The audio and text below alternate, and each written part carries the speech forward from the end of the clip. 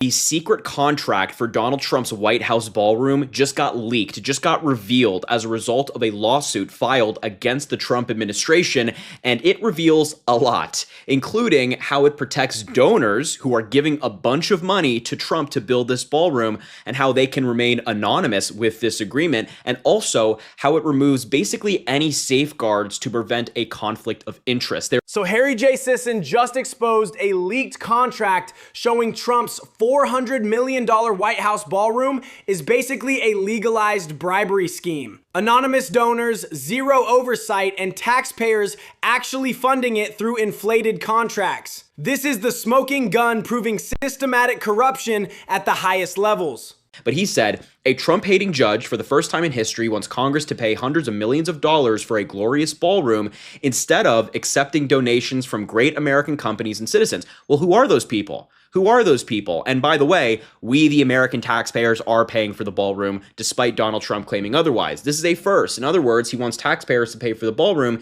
instead of donors and patriots. The ballroom is free to our country. No, it is not. A gift. No, it is not. And vital for our national security. The contradiction here is staggering. Trump claims it's free to our country, while the contract literally guarantees donor anonymity and exempts his administration from conflict of interest rules. When companies can secretly pay hundreds of millions to influence policy decisions, that's textbook corruption. That's what he was focused on in that time because, of course, he's not focused on doing the job of president. He's focused on his pet projects, posting on social media, getting the likes and views that he wants. And that brings us to this reporting from CNN tonight. They have the contract, they have the details, they have the attorney, and they reveal it all. So let's hear from Aaron Burnett and CNN on this tonight. This is April 2026, over a year into Trump's second term. While Americans face housing costs, healthcare crises, and economic uncertainty, the president is obsessing over a vanity ballroom project and fighting lawsuits to hide who's paying for access to him.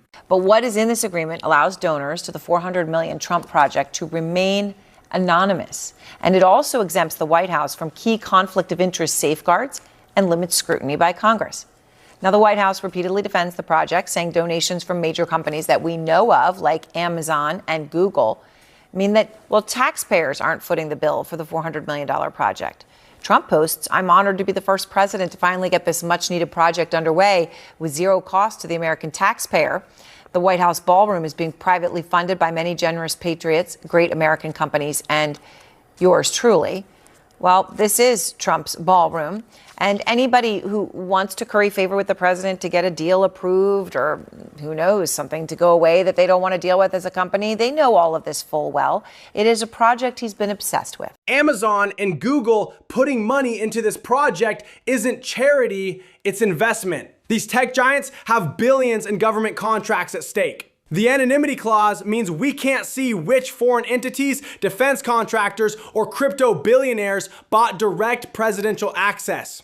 I just want to briefly pause and point out, I think, the obvious here, which is it is sickening to me that the president of the United States is more interested in his ballroom. He's more obsessed with it than he is with passing policy that helps the American people. And Aaron Burnett is right. I mean, this project that Donald Trump is focused on is going to cost however many hundreds of millions of dollars. And that opens the door for companies to buy in, essentially, get an ear to the president of the United States, get a contract, a government contract from the president of the United States, have him drop an inquiry from the Department of Justice into their company, into their operations. It is so ripe for corruption, and Trump pretends otherwise, but it's very obviously there. This is exactly how oligarchy works. Need a federal investigation to disappear? Donate anonymously to the ballroom. Want $1 trillion defense contract? Write a check. Meanwhile, Americans can't afford groceries while corporations literally purchase policy outcomes from the Oval Office. Page 3,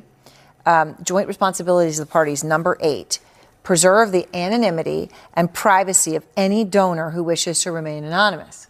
So we know the ones that Trump made a big stink about, but there's others who could have put a lot of money in, and who knows what they were hoping to get in exchange for that we wouldn't know because of this. I mean, how unprecedented is it to have something like this where anonymity would be given to donors to a presidential project? Yeah, I mean, first I would say reading this document shows why they wanted to hide it. It's a sham and it's a scam. The National Park Service does have a procedure and a template that looks almost like this for other such agreements to do other such things with DC buildings, but they don't have a single word about anonymity. This document says anonymous or anonymity on almost every page, 10 times, in a 14-page document. 14 pages, 10 times we use the word anonymous. That's right. So Stunning. Clearly hiding the money is the central part of the scheme. And the question, of course, is why? 10 mentions of anonymity in 14 pages tells you everything. Normal National Park Service agreements have 0 anonymity provisions. This contract was specifically designed to launder influence. It's a legal bribery manual disguised as a construction agreement. And these people, these corporations that are donating to the White House, essentially donating to Donald Trump. Let's be clear about what's happening here. Essentially donating to Donald Trump. It's always a good sign when they insist on remaining anonymous, so much so that they'll go to court over it. That's always a good sign. That is definitely not cause for concern. I mean, what are we doing? Between Donald Trump's cryptocurrency, where undoubtedly foreign countries, foreign entities have funneled money, it's like impossible to track where this money is coming from, to this, where anonymous people are giving Trump essentially 10 million, 20 million, 30 million, $50 million in donations for this ballroom. That should concern every single American without doubt. The crypto connection makes this even more sinister. Between Trump's meme coin pumping and these anonymous ballroom donations, we're seeing a complete financial opacity system. Foreign adversaries can now buy American policy through untraceable digital currencies and secret construction donations. Number one, taxpayers are paying for all of it because the companies that gave the money to this project, though just the ones we know about, we did a report that found that they have $279 billion in government contracts in the last 5 years. So those companies pretty likely are going to get a lot more money from the American taxpayers than they're putting into this project. So whether it's through being ripped off in the marketplace or inflated government contracts that we pay for, the American people are going to pay for this. The math is damning. These donor companies have $279 billion in existing government contracts. They're not giving Trump money, they're investing in future overpayments. Every inflated Pentagon contract or tech deal pays back their ballroom donations with massive taxpayer-funded returns. I mean, we've seen the pay-to-play nature of this administration where, if you give Donald Trump a donation, if you've donated to his PACs, if you had supported him previously, he'll give you a pardon, no problem. And so, who is really funding this White House ballroom? Are they people who have already received pardons? Are they looking for pardons? Who is it? We, the American people, deserve to know, and hopefully this lawsuit will provide more clarity. But there it is. We know what their intentions are. We know what they're doing with this contract. They didn't want you to see it. They didn't want me to see it. We've already seen Trump sell pardons for campaign cash. Now he's selling policy access for ballroom donations. The secrecy proves guilt. Legitimate donors don't demand anonymity or sue to hide their contributions. This is money laundering dressed up as philanthropy. They didn't want any American to see this contract, what they're doing with this deal, and now it's here. Scary stuff. So look, I will leave the video there. Thank you so much for watching. Please make sure to subscribe down below. Drop a like on the video, comment. Let me know what you think about all of this. Let me know what you think about this ballroom madness. Have an amazing rest of your day, and we will. This investigation represents real journalism, holding power accountable.